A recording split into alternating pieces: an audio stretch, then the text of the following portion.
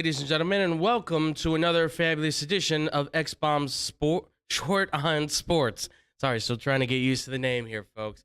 This is the lone show that I myself, Andrew Valentin, do here for the X-Bomb crew while we have the ability to do it.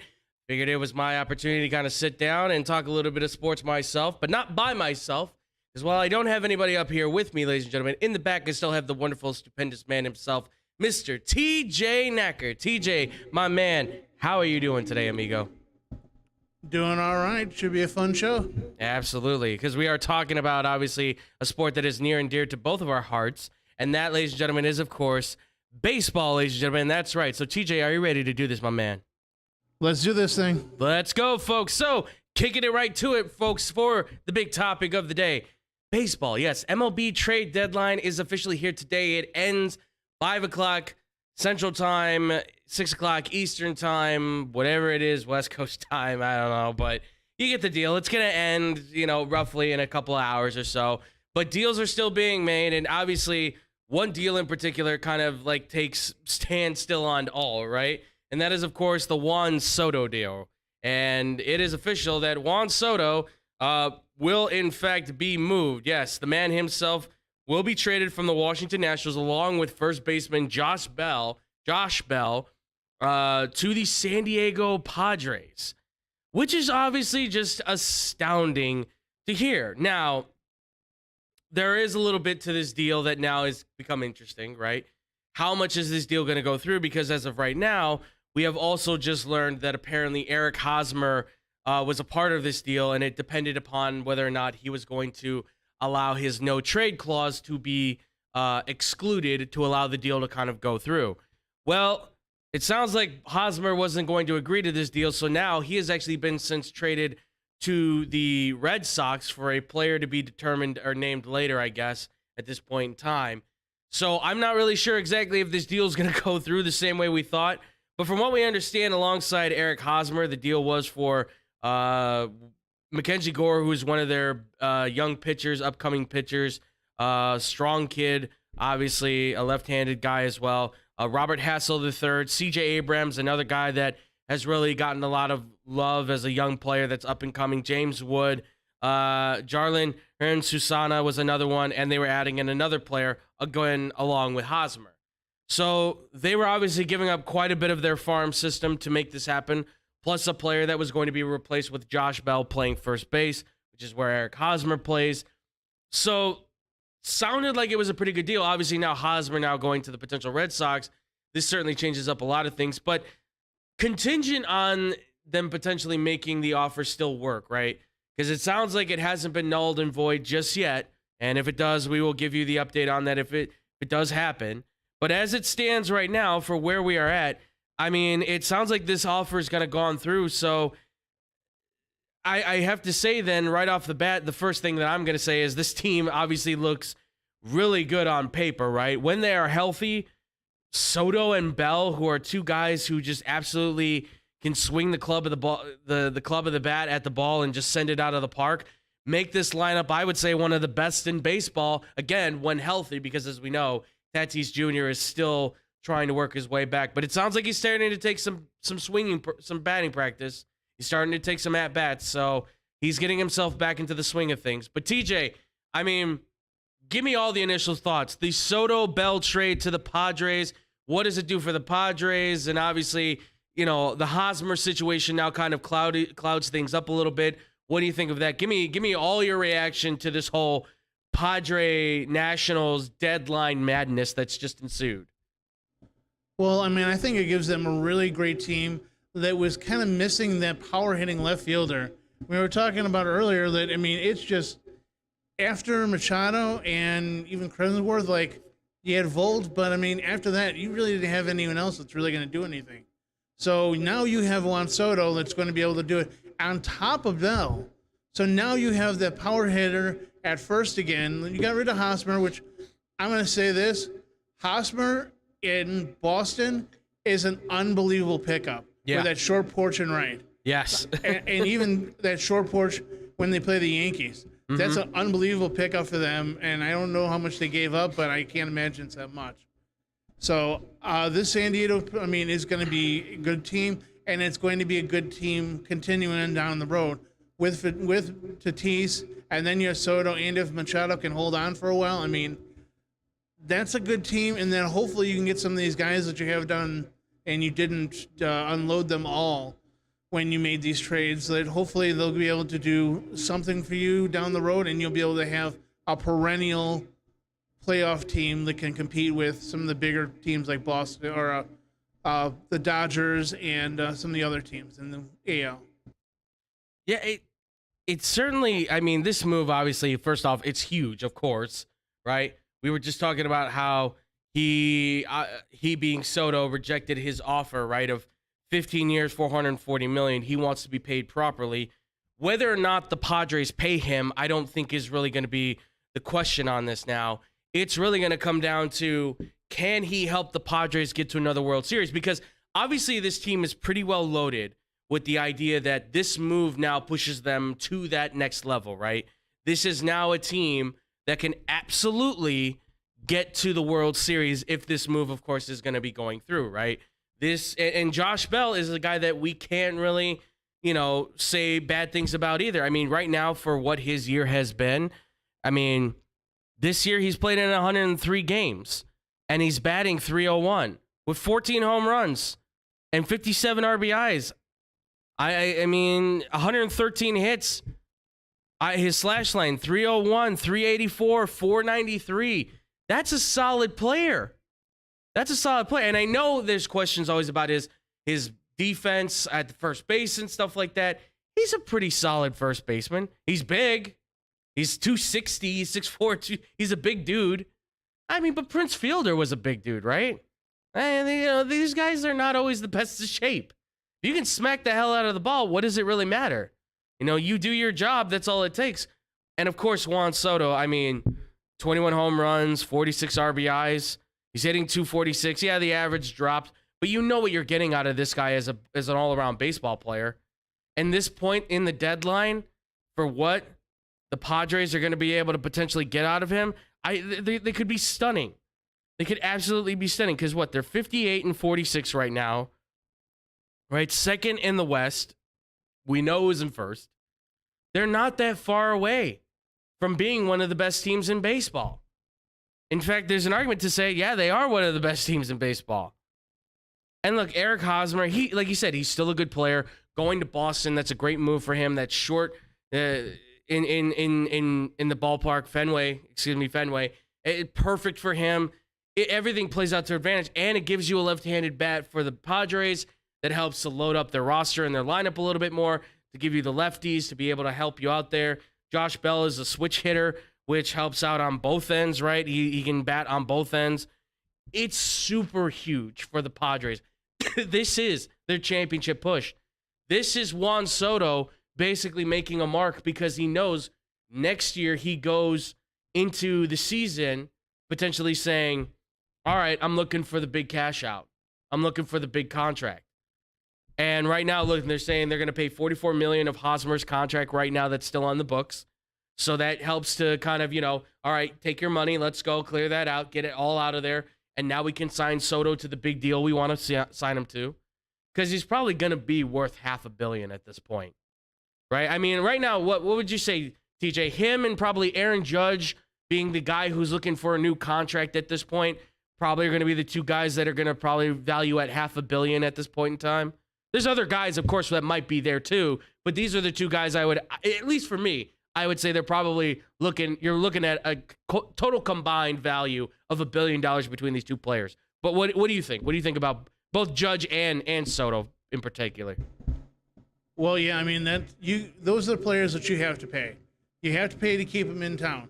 And that is actually one of the biggest mistakes the Yankees ever made is, we'll let you go back in that year. Oh, it should be, make or break it. Yeah. Make or break. Yeah, you're breaking the bank now with Stan, or with Judge. Yeah. But Judge, I mean, he's hitting it historically well. Absolutely. And then Soto, I mean, he's so young. He's got such power. You're going to have to lock him up, and you're going to lock him up for a long time. Mm-hmm. And on top of it, for his advertising dollars being in San Diego, now he's in California. Yeah. Yeah. Okay, now you know what? Hey, now he can be in the commercial with Tatis getting some Dairy Queen. It'll be all set up that now you have a young dynamic. You can have two players that are selling themselves, and you can pay the money to those guys and keep them around. This is unbelievable. I mean, you have to, unfortunately, sports keeps pushing each other higher and higher and higher. It's like the NFL players get more money, and all of a sudden MLB says, whoa, no. Hold my beer. I'm getting more money. I'm going to the trade table. Now I want $50 million a year. Yeah. If you think he's worth it, I'm worth it too. So now, you're going to have to pay them. I would say probably Judge where he's at, probably $50 million, and Soto, you're probably going to be in the, I'd say 40s. And I don't know if you can lock him up to a long contract with him being that young.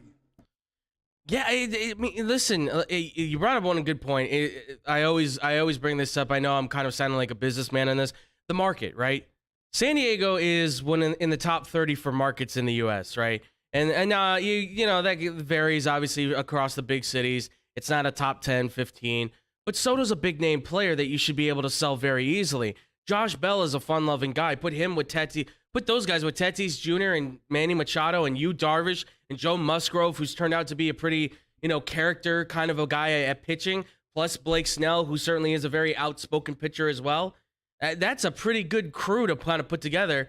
And Cronenworth is kind of a little bit of an undervalued guy as well, as far as a marketable. San Diego actually has now a team that you could say, remember the Chargers? Forget the Chargers. We're a baseball town now.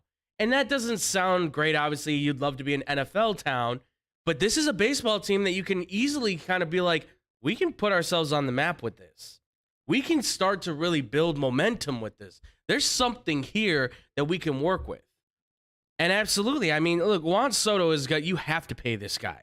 If you're trading for him, you traded the whole farm system for him, and I'm going to get more into this in a question that we got, kind of talking about that kind of stuff. But you traded a good portion of that farm system, that future that you're saying that this man is your future. Sorry, I get gassy just thinking about the fact that Soto's on the Padres. It's crazy because this now should take them to the level of being, I would say, 95, 100 wins on the season. They should be challenging, if not winning the division against the Dodgers at this point. They're too good a team right now to say they're going to have a lot of faults in their system and cracks in their armor. It just can't happen. They have to start. They better go on like a 20-game winning streak at some point down the line here for this to really be like a high-valued thing. And I know that's saying a lot because baseball, anything can happen. But this team is loaded with talent. There's so many opportunities in front of them. You have to pay these guys. Just like I think if the Yankees don't pay Judge, they're in trouble. They're really going to be in trouble. Because I'm sorry, Stanton's had injuries in the past and he's getting older. You can't keep relying on the older vets like you did in the past with a Jeter and a Rodriguez and Teixeira and all these guys who are in their mid to upper 30s to kind of save the ball club. You just can't do that. At some point, you may have to say, thank you, but goodbye. We have to clear out space so we can sign these other guys so we don't have to pay so much into the luxury tax. They want to keep Judge a Yankee for life. It kind of makes sense. He's becoming one of those players where you say, I can't really see him in anything else other than like a Yankees uniform. Like we say it with Jeter, right?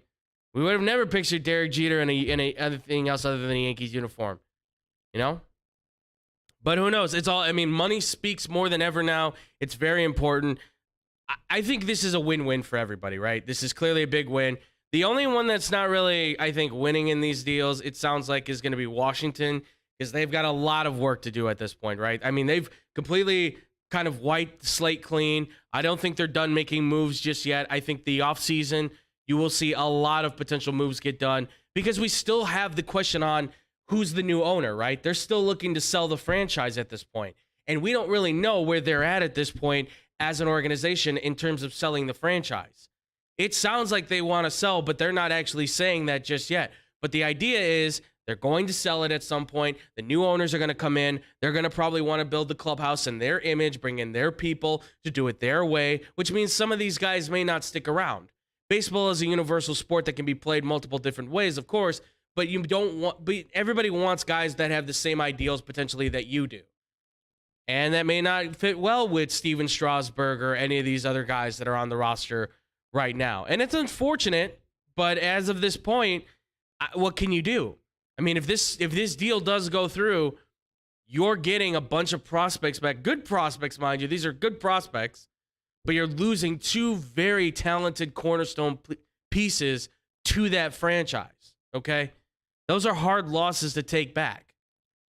But I don't know. I'm personally, for myself, I have not watched enough Washington games to know exactly where this team is at. I look at their numbers and I look at their record. It's not good, of course. It's not pleasurable to look at and to try and figure out.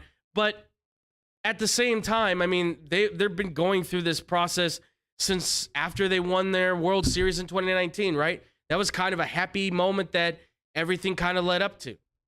And it's kind of just crescendoed really right off of that. I mean, what? Last year they had 65 wins. This year they are at 35.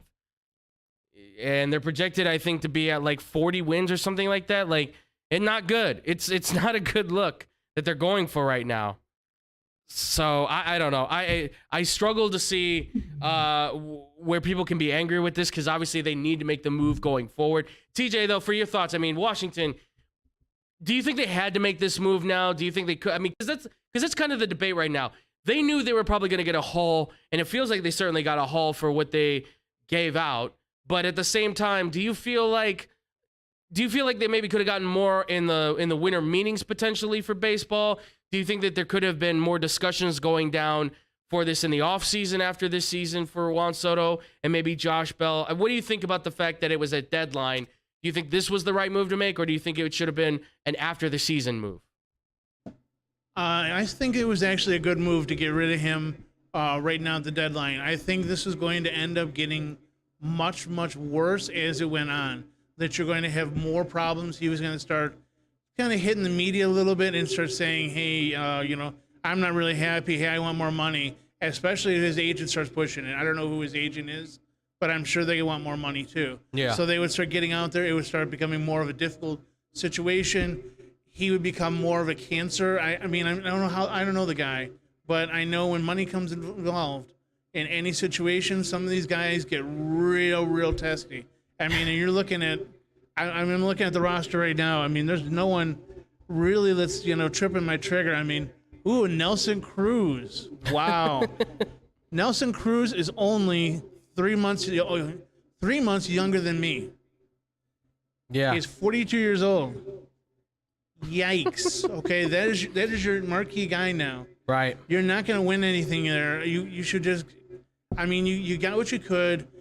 If you brought it to the winter meetings, I don't know if you would give him that chance. Mm-hmm.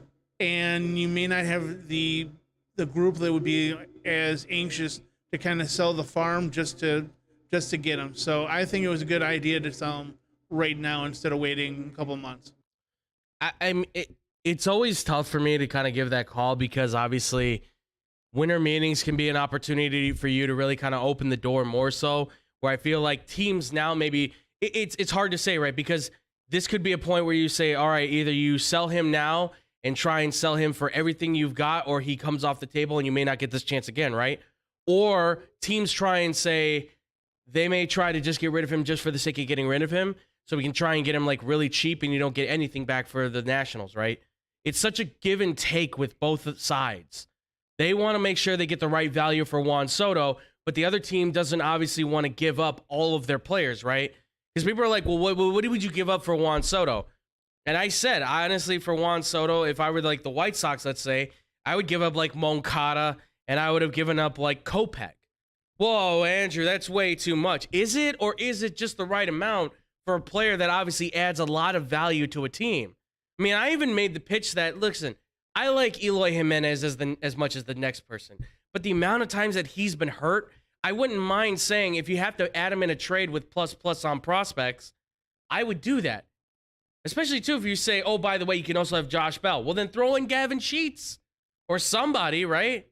Anybody. I mean, somebody that's going to help add that value to it if it means I can get a switch-hitting first baseman to back up Jose Abreu and add to the DH to be another left-handed bat potentially to throw in the lineup.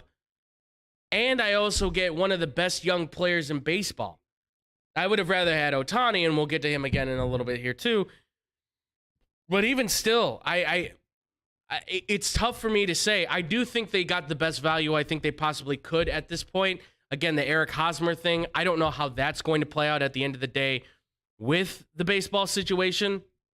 It could very well, very easily turn into a situation where maybe this gets null and voided, but who knows? Maybe there's enough there that the Nationals agree to it. So far, they haven't said anything that this trade is null and void. Clearly, they just moved on Hosmer and they just said, okay, so you guys okay with this? And obviously, this is enough. So, and listen, Eric Hosmer wasn't adding it. Like you said, Nelson Cruz is 42, right? 42 years old. Adding something to this team, it's not enough. Hosmer's, how old's Hosmer? TJ, what is he, like 30? He's in his 30s, right? He's in his upper 30s. Yes, he is. Yeah, so, I mean, veteran leadership? Absolutely. Championship caliber? Not really. Of course not. So I would fully expect that Washington's probably going to do a teardown. By the way, Steven Strasburg's on the 60-day IL. He's been out. He's going to be out for a while, of course. But here again, right, even with him, that's one of your best pitchers. That's your World Series MVP. Remember that. This is a young man who is 34 years old now. Not really young anymore, right? Who played like 2 games all year long. I mean, or no, he only played a game. Excuse me, he only played a game. So, I mean, and he's been hurt for a while, yes, I know. But even still, you got to start, I think, selling the pieces off and trying to do what you can to get the prospects you want. I mean, the young pieces they have there right now, you know, you look at these guys, they're good. They've got something there. I would say there's something in these players that I would say you can learn to like. You can. I like Victor Robles. I think he's a decent enough player. I do. You know, I do. Luis Fox, you know, has been fine. I think they've got some players. They can be productive.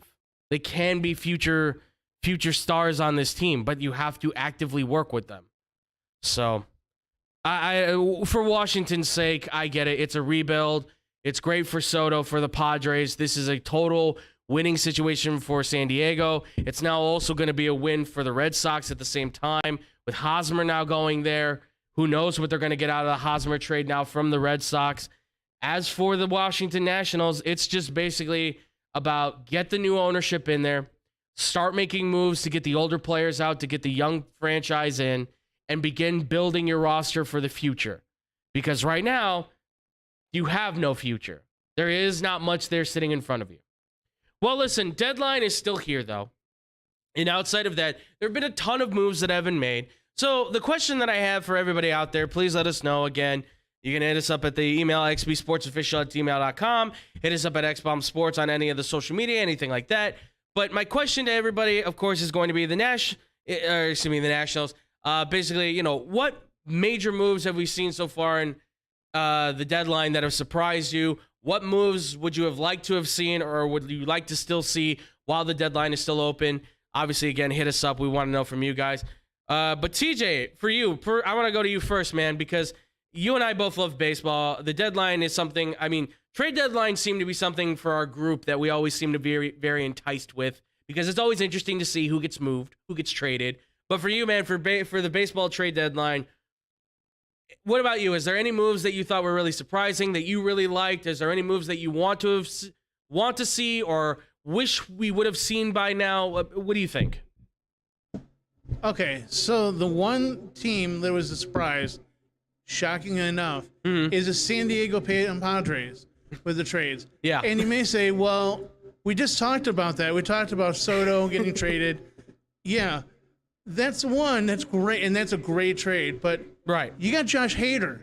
You have a lockdown closer now that no one's talking about. Yes. I'm looking at it right now. Left-handed, you got Taylor Rogers, a pitching prospect, Roger Gasser, Denise Lambert, and outfielder Esteury Ruiz. Okay, prospects for this closer. It says, he has a 4.0 ERA. He had a 2.0 ERA before the All-Star break.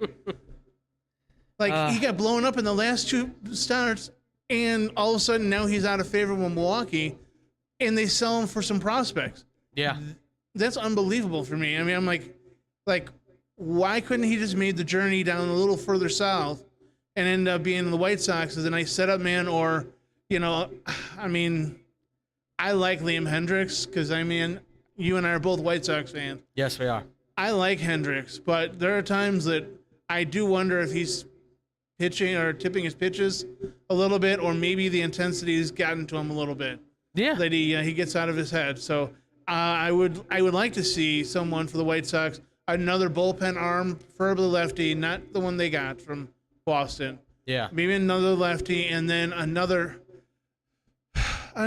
second baseman or shortstop. I know Larry Garcia has a spot on this team. He's a really nice player to fill in once in a while. Mm-hmm. He should not have this many starts. He should not be starting at third. You should have these guys covered. I'd like to see another second baseman, shortstop, or another maybe a right fielder or another center fielder to back up, because right now, if Gavin Sheets doesn't hit, he doesn't belong on this team.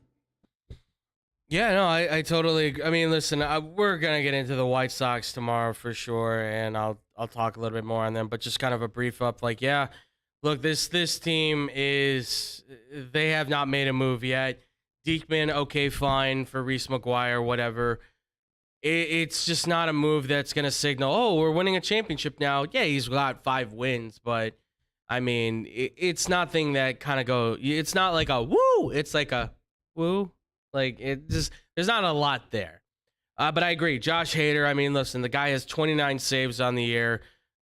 The guy's a machine when he goes out there in the 8th, 9th inning. He can work, and he can work as well as any pitcher out there, right? He's 28 years old. He's in his prime. He's a left-handed pitcher, by the way, too.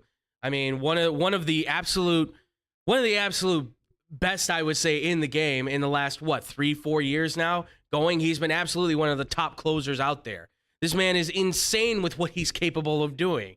I mean, he's one of those closers I feel like can win you games, right? I mean, that's weird to say, but closers can win you games. If you considering the Padres rotation is strong. Their bullpen has kind of been a little bit up and down. But now adding Hader gives you that extra oomph that really takes you to that next level. Because what do you really need to kind of help you at times, especially in the playoffs? Closing out the game 4 to get the sweep, or game 7 to finally end the series. What do you need? You need a guy that can do it, a closer.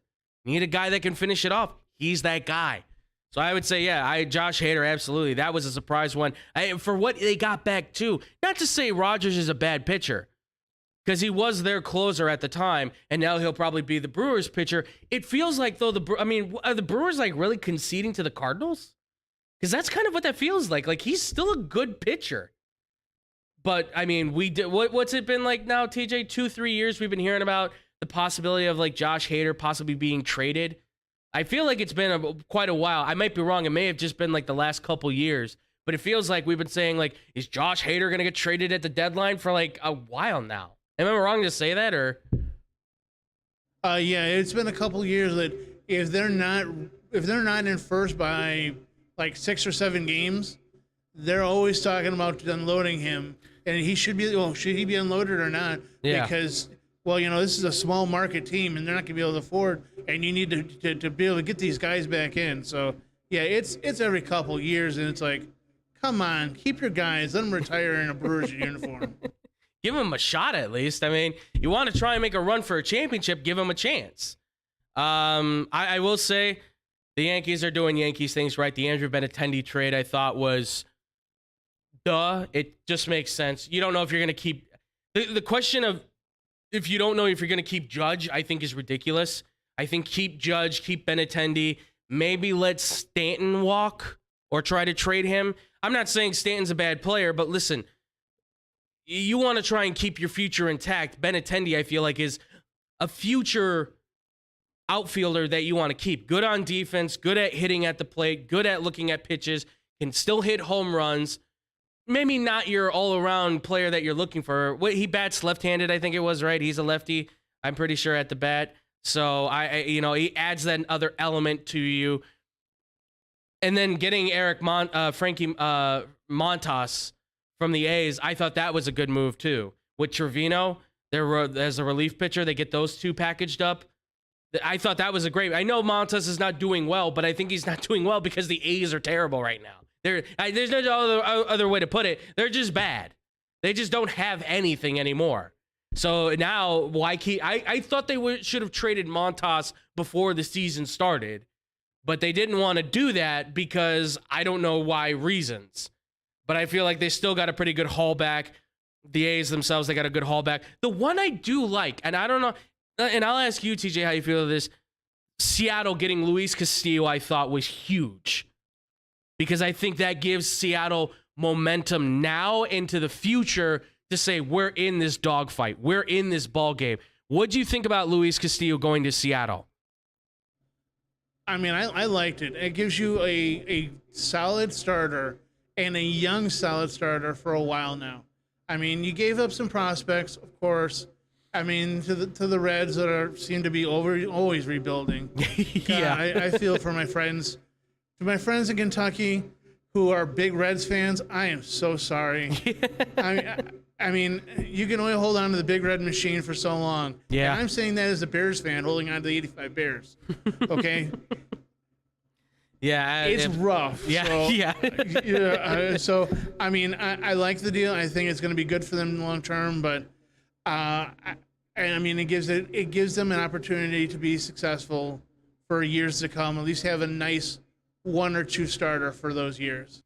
Yeah, for sure. I mean, it feels like a move that says, okay, we know where we're at. They're winning, by the way. If you don't know, they're winning. They're in the hunt for the playoffs. They're right there. And they're a team that look like they can be pretty good. Julio Rodriguez is insane.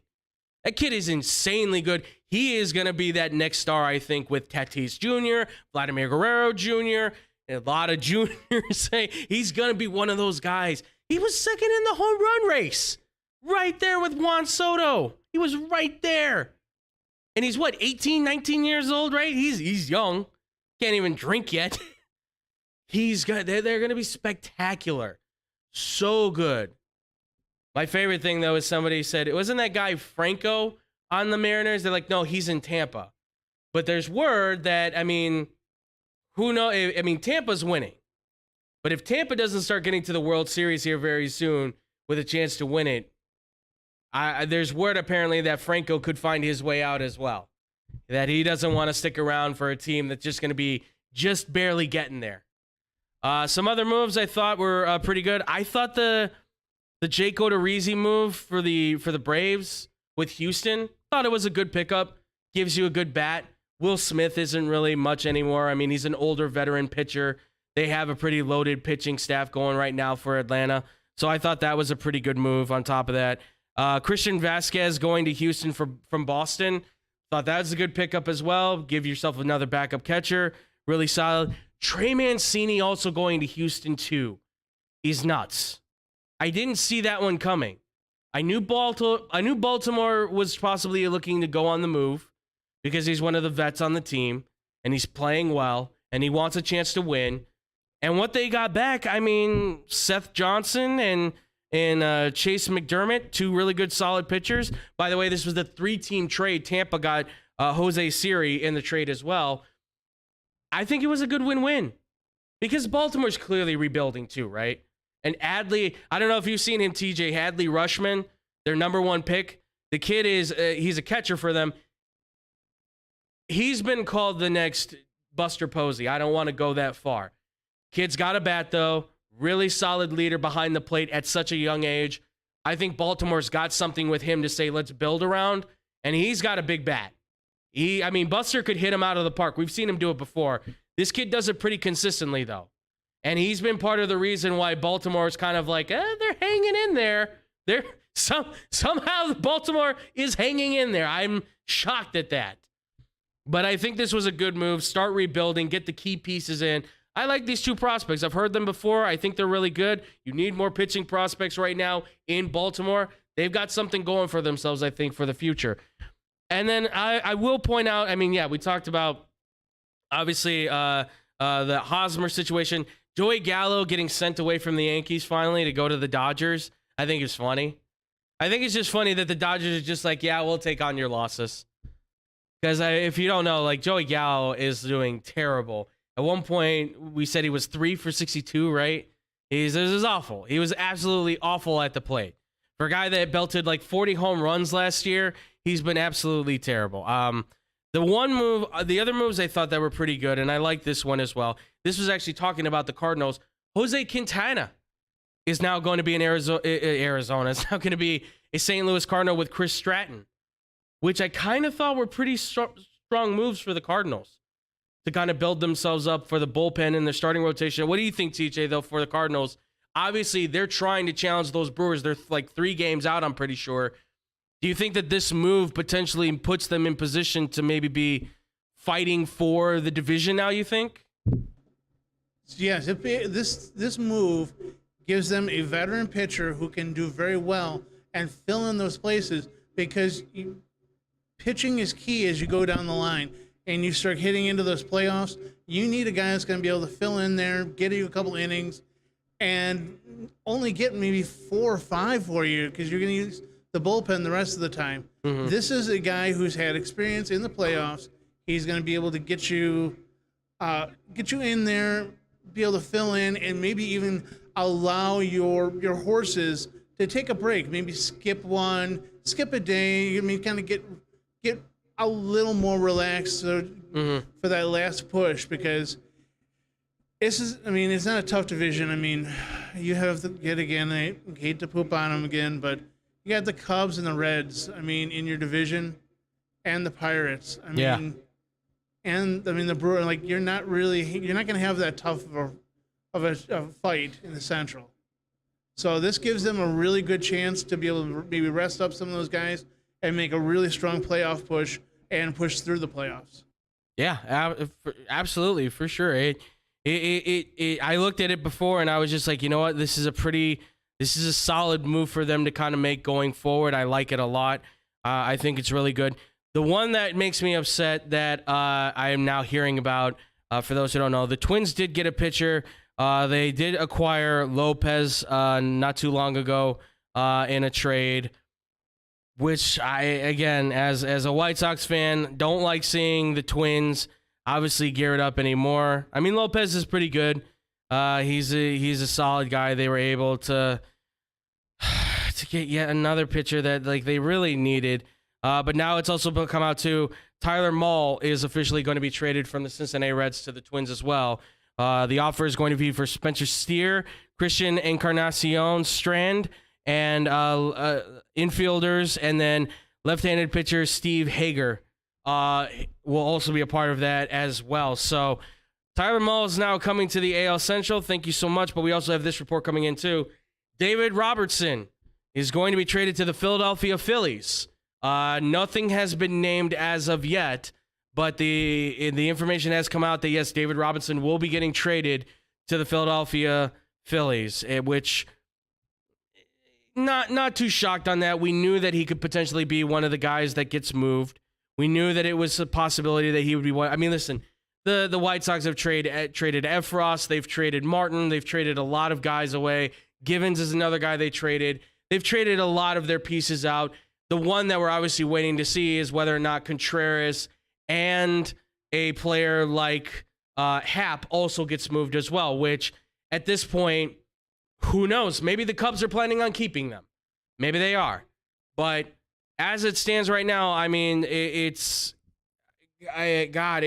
been a very interesting trade deadline, to say the least. But we'll keep tabs on that, and we'll be talking more about the deadline here coming in soon, because it's question times, folks. That's right. It is time to answer your fan questions, ladies and gentlemen, as we continue to talk a little bit more about baseball in the deadline. Again, if you have any questions for us, please hit us up at xbsportsofficial@gmail.com for any fan questions, things like that. And these fan questions are kind of pertaining to baseball still, nevertheless, but they are also one is geared outside of baseball as well. These will be quick, easy fan questions that we can answer kind of in a more simpler fashion. So, TJ, are you ready to answer these fan questions, my friend? Let's do it. Let's do this, folks. So, for our first fan question of the day, this comes from our wonderful man, Marcus. Marcus is from Chicago. He said, guys, I am a Cubs fan, but I have to ask you the question that I heard while listening to Bernstein and Holmes with Layla Rahimi joining them as well. And it was a conversation they were having about why the Cubs could not keep up with the Joneses, being the Yankees and the Dodgers. I actually heard this conversation myself. I had a lot of thoughts about this too. So I'm glad I was able to find somebody who asked this question. So his question is, why can't the Cubs, and he even said, or the White Sox now, because obviously they're trying to contend now, why can they not find ways to stay with the best in baseball? Which, again, thank you so much, Marcus, for your question. We really do appreciate it. It's awesome that you were able to ask us this question. I'll answer this real quick first, just for my sake. I think one of the problems is when you look at the Yankees and the Dodgers and I would even say like the Padres right now, right, with what they just did for Juan Soto, one of the things they are willing to do is say, we have built our franchise players that we drafted, Aaron Judge and a few others. We then signed a bunch of big free agents. Now all of these prospects we have in our farm system now become trade capital, and we're willing to sacrifice all that trade capital to get the best in baseball, right? That's, I think, what the difference is. They did it for Giancarlo Stanton with the money and stuff. They did it with Garrett Cole with the money. They did it when they made trades for some of these bigger name guys to come onto their teams, right? Let's not forget the whole move for Mookie Betts, right? In Los Angeles, the Dodgers get Mookie Betts. That was a huge thing. Getting Trey Turner, that was another huge move for them as well.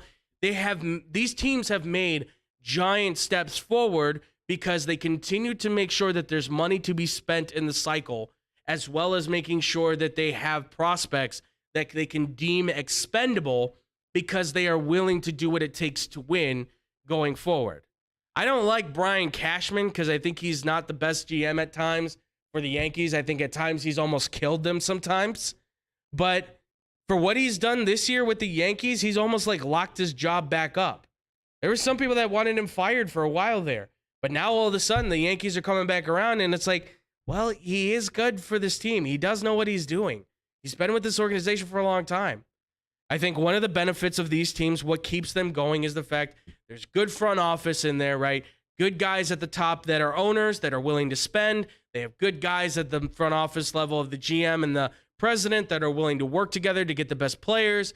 That then they hire the proper managers, which gets the right players in place, which then gives you a team that can win. And they're willing to pull the trigger on money and sacrificing prospects for top tier talent. That's just me. TJ, what do you think, man? Why do you think it is that the Cubs and like the White Sox can't keep up maybe with these bigger clubs? Well, I mean, I think the Cubs at one point could have, if those guys would have lasted a little longer, if you had had a Rizzo and a Baez and those guys actually stick around and be able to also have those prospects that you traded away. Unfortunately, let's look at it in hindsight. You traded for Jose Quintana and gave the White Sox Eloy, which he has hurt a lot, but you also gave him Dylan Cease. Right. So you would have had Cease in that lineup. You then all of a sudden now Hendricks can be pushed into that second role. There's not as much pressure being put on him. You now have a left fielder when like the big money you guys paid for. You paid for Hayward. I mean, Jason Hayward's been hurt. He has not produced since 16. So the big money guy that you had didn't pan out for the long term. So if he would have actually stayed kind of even par, maybe 260, 270, I mean, not great, and then keep up the defense, this team could have been a perennial World Series beater. But you get guys that are hurt, guys that underachieve. You trade away, to get Chapman, which he was a necessity to have a closer, but you gave up Gleyber Torres also. Yeah. I mean, those trades really hurt you going down the lane. You won in 16, but that means that you miss the boat for winning a championship in 18, 19, 20, and maybe 21. So, I mean, that's part of it. The White Sox got, I mean, I think it's just that they can never get those guys that are good and that could be that centerpiece, and then don't have the minor league guys to step up. There's always one good guy coming, but there's never that plethora of guys that are going to be able to take over for them. And you are right with the money. I mean, neither one of them want to go in the salary tax. They say that we're willing to spend the money. Are you though? I mean, it feels like you're willing to spend the money, but just a little bit. I'm not going to go swimming, but I'll put my feet in the pool, maybe kick around a little bit, see what happens. Yeah. It just seems like they're not committed. In it. As a White Sox fan and seeing the Cubs and being a collector of this stuff, like, it's nauseating because you're like, please, this one guy is really good. If you could just get him, just another guy, it could be competitive. You could build something, and like, meh, it's too much money. Sorry. So, I mean, yeah, I guess until you open up the pocketbook and you have that revenue, that maybe those successful baseball teams with successful networks, like Yes and the Dodger Network. Yeah. Unlike Marquee, I don't know if you've had the pleasure of watching Marquee. I have at times, but I can't do it. Yeah. You can't watch that at length. I'm sorry. There's not the Yes Network and all those other ones. There's more going on those networks than just, oh, let's just keep talking about the Yankees. Like, there's a lot more going on with those networks. Part of the problem with Marquee, it's just all Cubs. I get it, but I'm as a non-Cubs fan, and also I love baseball, but I also get very tired of watching the same. If I gotta watch another, I love Ernie Banks, but if I gotta watch another documentary on him, I'm gonna lose my mind. Okay, I don't care enough about Ryan Sandberg and all that stuff. I don't. Sorry. Okay, I don't. I just or Kerry Wood, right? If I watch that Kerry Wood, I watch that damn documentary. I don't know how many times, the 20K thing or whatever it was. I don't care. I stopped caring. So yeah, but I think that's a big thing, is that if you don't have the money if you're not willing to spend the money and you're not willing to make the sacrifice of the young talent. Look, you need young talent, of course, but at some point when you have enough young talent built up, you need to start saying, well, now we can start moving off of guys that we don't necessarily think we're going to need for the long haul, because we have, in just the White Sox case, we have Luis Robert and Eloy Jimenez and Dylan Cease and, Giolito and all these guys that are like under 30, right? When you have those guys and they're producing at least, that's when you can start moving off of some of the guys that we don't necessarily need. Start sacrificing them so we can get better talent in here. Yes, it may mean you have to take some hits in other positions, but the great players that you're able to trade for will cover up for the bad ones that you have, right? For the times that Cronenworth doesn't play well, that's where guys like Machado and now Soto and Bell will come in handy to cover up where Cronenworth may be having a slump in his hitting, right? That's important. That's what we call protection in the lineup, right? Anthony Rizzo has that right now, right? He's got great protection in the lineup with Judge and Stanton. Those guys hit a ton. They move the bases because they always hit home runs and hit big bombs. And it helps Rizzo out a lot to know, hey, if I don't do well, at least we're safe and protected. It's not going to be my fault if we lose the game. It's going to be, well, he just had a bad day. Counts for something. All right, let's move on to the next question. So this still pertains to baseball. This comes from one of our great guys as well. TJ, can you remind me, by the way, who asked this question really quickly? I unfortunately forgot the sheet in front of me. This is Eric from Peoria. Eric from Peoria, that's right. I apologize. Thank you, Eric. Thank you, Marcus, for the question, and thank you, Eric, for the question as well. So this question came from Eric. Yes, I have it right here. Got it. Fine.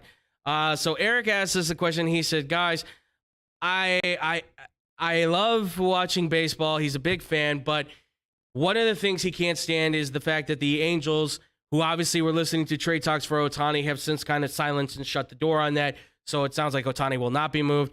So now he is asking the question, should Mike Trout and Shohei Ohtani be requesting trades from the Angels? Should they be looking for a way out of Anaheim codenamed Los Angeles at this point. In my honest opinion, I think they should.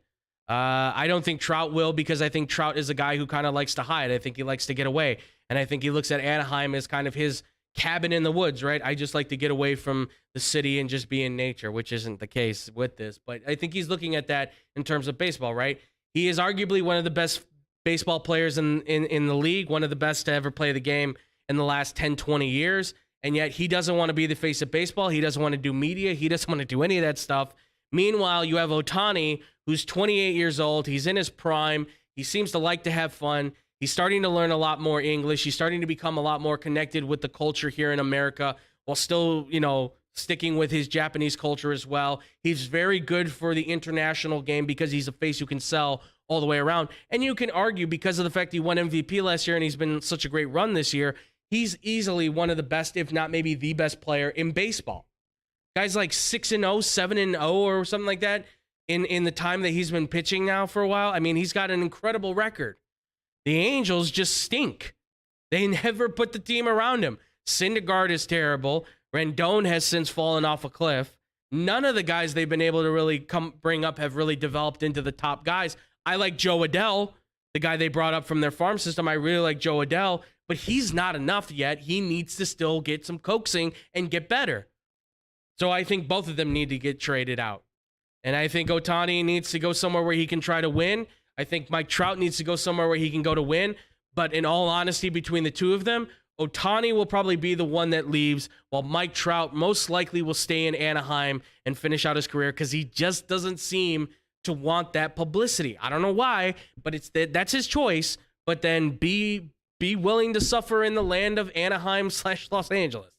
DJ, what do you think? Ohtani, Trout, I mean, should they be asking for a trade? Is there any hope that the Angels can possibly put a team around them to actually win a World Series at this point?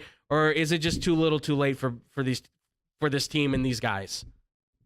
So I think if you're going to build around them, then yeah, you don't trade them. I mean, if you're going to have to spend some money in that offseason. Mm-hmm. You're going to have to go after these big guys and be able to protect them. Now, should you? Now, with Trout, honestly, if I were Mike Trout in the situation, I've played your game long enough, honestly, with the Angels. Yeah. Like, we've been a contender. Oh, well, no, we got beat by the A's. Oh, well, the Astros are better now.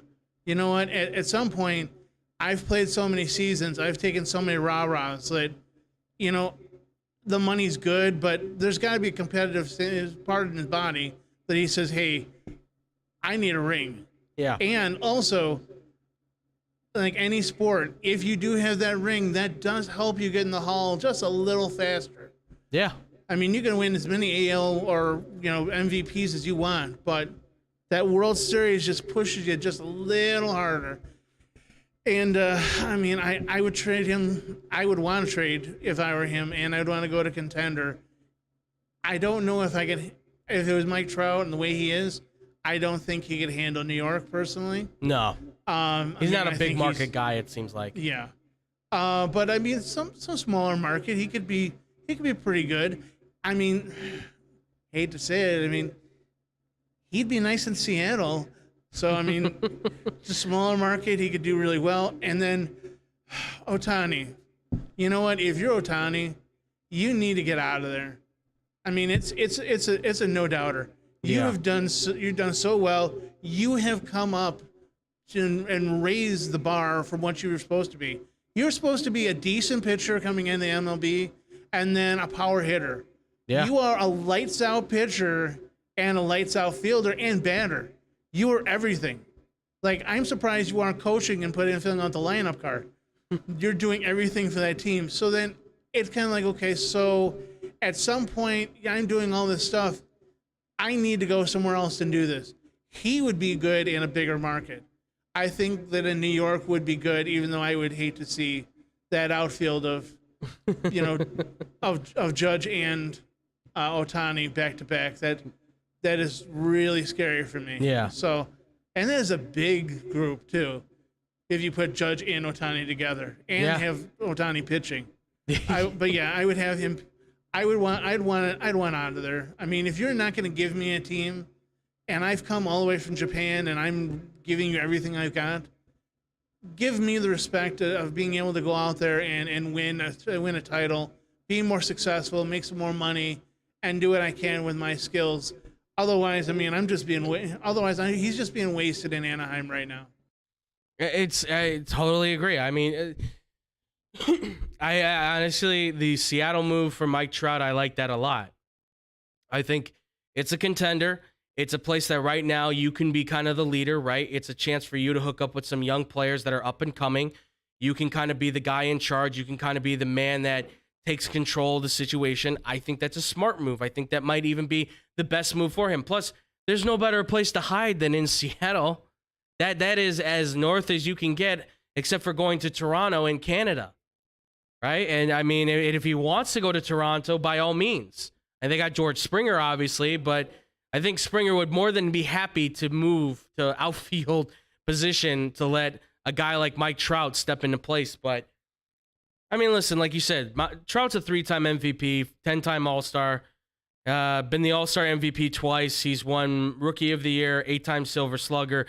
We know he's done a lot of great things, right? A lot of great things. Winning that ring, though, puts you on the map. Is he a Hall of Famer? Sure, absolutely. Is he a first ballot Hall of Famer? I don't think so. I don't think he's there yet. With a championship ring, though, I think that solidifies him to possibly be a first ballot Hall of Famer. You win multiple rings, now you're a first ballot Hall of Famer. One ring, you're better. You got a better chance. 2 or more rings, Mike Trout's a Hall of Famer, first ballot. I believe that.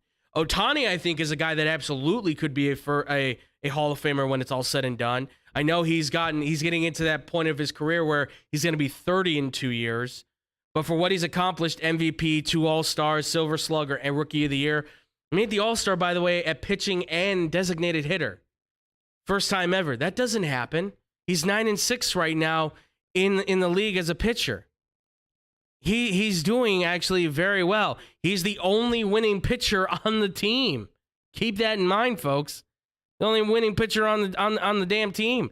He's got under 3 for his ERA, almost 150 strikeouts. He's at 145 right now, and he's only walked guys 23 times this year. He's been outstanding. I don't know if he's going to win MVP again this year. I don't know if he's going to win Cy Young. I don't think that's going to happen. He's in the conversation, I'm sure, for all of that. But I think it's time for him to leave. I know he went to the Angels because of many things, one of them being that he's close to Japan. There's a large concentration of the Japanese community in the West Coast, right, especially in California. So that makes him feel more at home. That's more, of a opportunity for him to feel comfortable and things like that. But I think he's been in the league long enough now. 5 years we're going on now in the league? I think he's been comfortable enough with America that he can go into these larger markets, the Chicago, the New Yorks, the bigger name places that are not Anaheim or Los Angeles. If the Dodgers want to get real crazy and just say, we got everybody. But he can go to these bigger markets because he's a guy that has personality. He smiles. He talks well. Everything about him sells perfectly on a TV station, on a commercial, on a poster board. Everything about him is wonderful. And I will eat my words and say how wrong I was when he came out into the league and I thought he was not going to work. He truly has worked. It has been a blessing to see him pan out. I thought it was never going to work. I'm wrong. I was totally wrong. He's a great player through and through. He's a great player as a pitcher and as a hitter. He does both great. And he deserves the chance while he's still in his prime, very young as a baseball player, to try to get a World Series ring, to try to be a World Series MVP. Because don't tell me this guy on any team that could make it to the World Series right now is not a World Series MVP. He wins you the game as a pitcher, and he hits like the walk-off home run. Are you kidding me? You'd kill for this guy. It's a shame that the Angels didn't want to trade him because he deserves the right to be able to be with a contender. But I got a funny feeling at winter meetings, we're going to hear about the offers that could come to the Angels. Watch it happen, folks. Watch it happen. TJ, am I wrong to say at winter meetings, it's going to be Ohtani mania? People are going to pitch him like crazy, yes? Am I wrong to say that?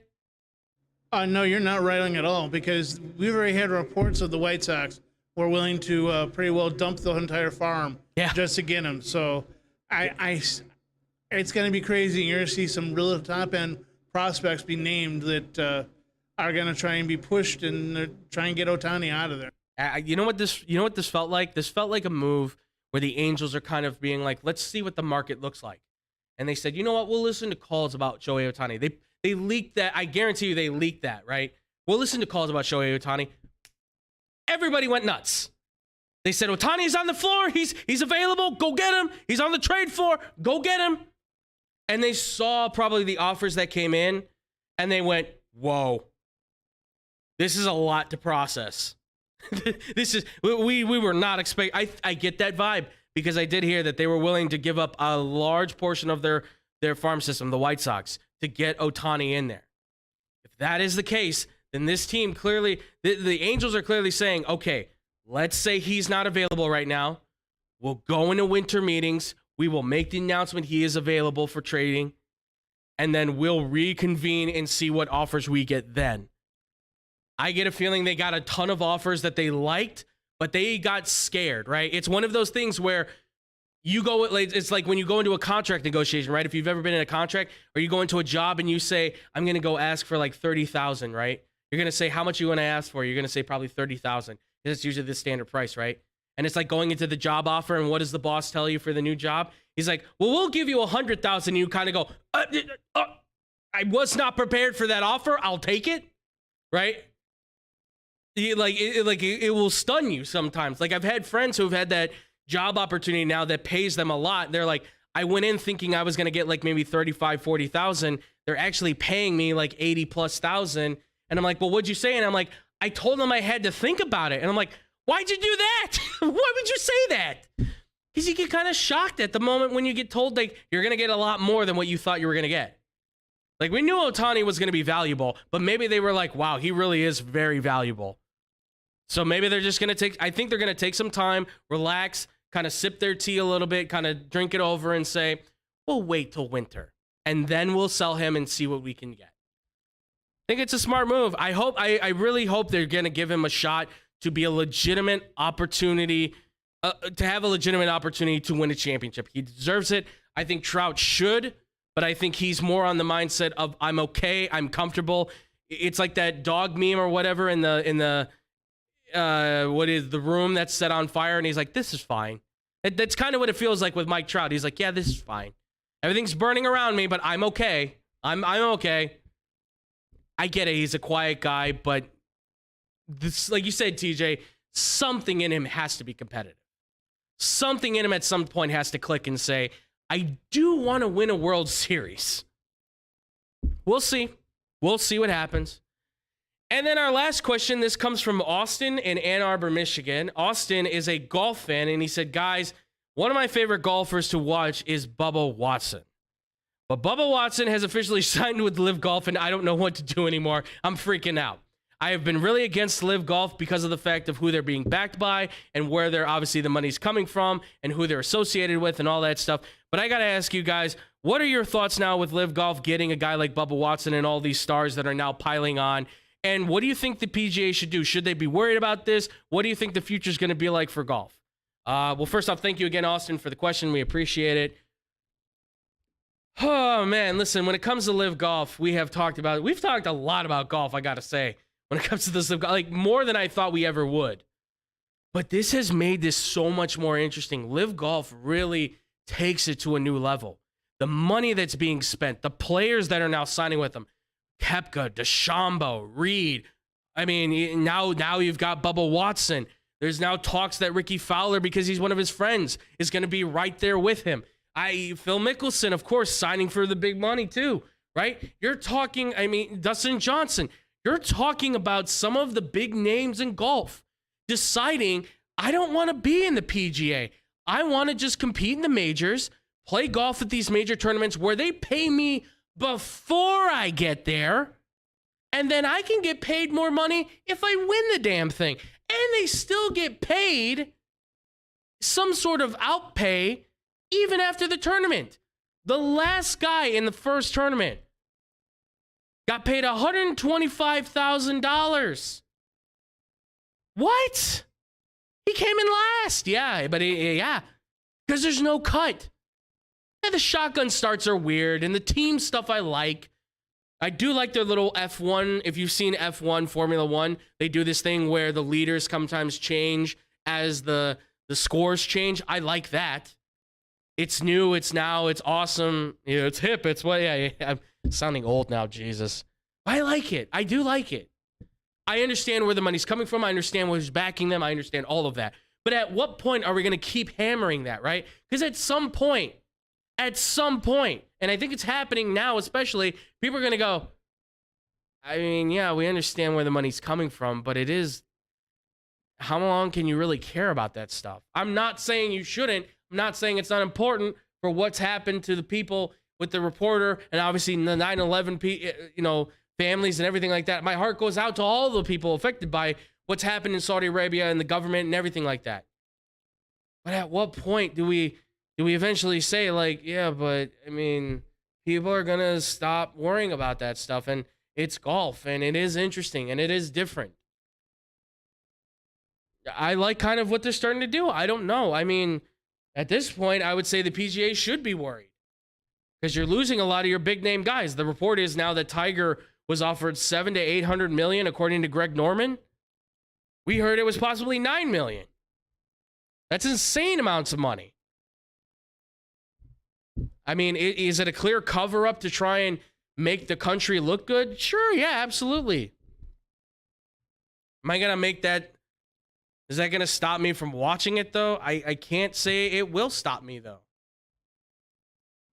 I'm interested in it. I want to see where it can go, how far it can take itself. They're talking about adding more events. Last I checked, I think it was like some 44 events or something like that. Over $400 million is going to be poured into this thing now. That's a lot of money. That's game-changing money for so many people. They're going to, people are going to take that. I'm intrigued to see where it can go from here. I understand where everything's coming from, but I want people to understand too that in our business, what we're supposed to do is do our investigations and report on the news for sports. And unfortunately, LIV Golf has really put themselves at the forefront of this year's most talked about new sports brands. TJ, for you, man, your thoughts on LIV Golf?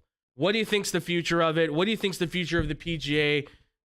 And what's your personal take on all of this with LIV Golf? I know we talked about this before, but again, kind of just to reiterate for people, if not said before, just let everybody know. Okay, so the first time I heard about LIV Golf, I'll be honest with you, when they said that it was going to be backed by Saudis, and I had the thought that and the impression that it was all going to be played in Saudi Arabia.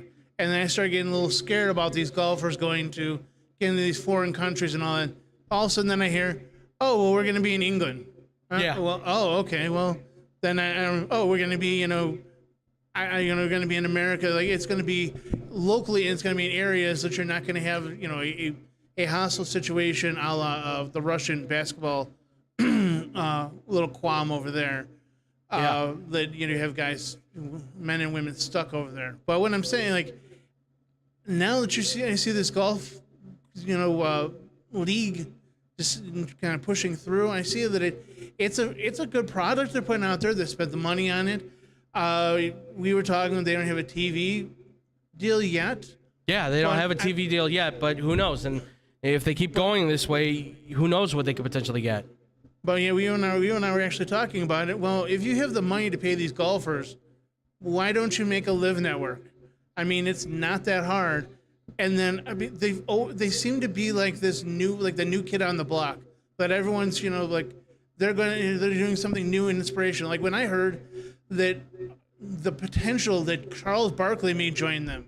Okay, first off, I thought it was funny, and then I'm like, you know what? I could see them bringing on a group of celebrities to do charity and say like their team wins X amount of dollars for doing something. Mm-hmm. Get Tony Romo out there, and I don't know, like Robbie Gold or something like that. And you get these guys out there to do it, and that would be the group that would do it. LIV Golf would do something like that, and I could see it for a charity golf thing. PGA, it just seems like that old stuffy, like, these are our rules, women can't play, and it seems so mucked up with the history. Instead of enjoying it, it just seems to get it its own way, and the title is just kind of old and boring. I'm not calling for like the video game. I don't know if you played at Outlaw Golf that you end up having, people getting punched and stuff. I'm not calling for that. Right. But I'm telling them something more interesting. Like you said, the graphic changes, and things move a little differently, and it's a little more exciting, and you have a little more openness because it is a new product. So going back to that other part, the PGA, I would be scared because this is a new product, and it is being funded by people that have more than enough money to keep throwing money at it to make it be successful. They're going to keep buying your players. You may develop them. Great. Good job.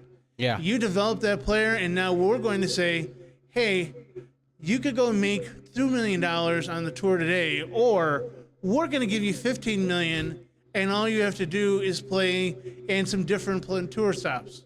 We cool with that? Yeah. Well, what do you mean, 4 times as much?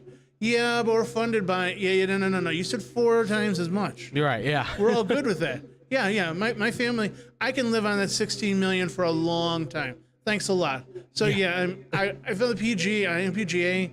Yeah, I would be pushing for like a merger or something, or maybe like a truce if I could. I find it hard to. I find it hard to believe. You're absolutely right.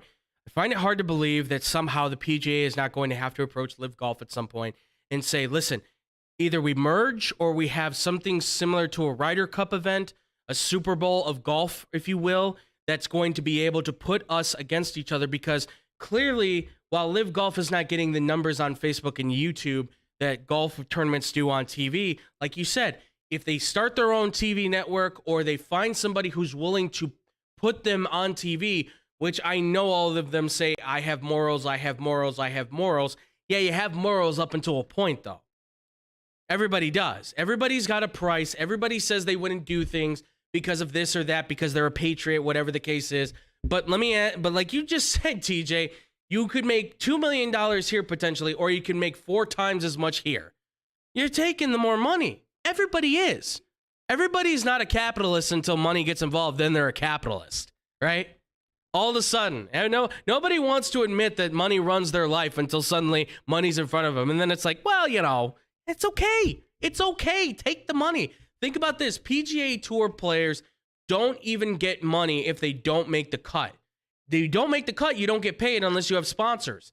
And very few of those guys do have major sponsors that are willing to pay them out. Maybe they get paid out by some sort of like show up or something kind of fee with somebody, but there's very little money in that. The guys making top bill are the guys like Rory McIlroy, Tiger Woods, the big name brand players. Then the guys who win the tournaments make the money as well. But you need a name, you need to win, and to order to make money in PGA. If you look at total earnings, Tiger Woods leads everybody in total earnings. But you know where a lot of his money really comes from? Sponsorships, brands, things like that. That's where he makes billions of dollars. That's where a lot of these guys do. And for those that can't do that, this is your opportunity to have life-changing money in front of you. You're gonna take it. I'm not going to blame a guy and say, well, he's anti-American because he joined the Saudi-backed golf league. No. He only made $15 million in his career earnings. Well, I haven't made that. Right. But if I told you right now, here's my analogy again. If I told you right now, I would pay you, you're a fan of the Packers, but I'll pay you $50 to watch every Bears game and root for the Bears and wear Bears gear. Would you do it? It's $50. 50 easy dollars. You can sit there and say, no, I wouldn't do that for $50. Each week?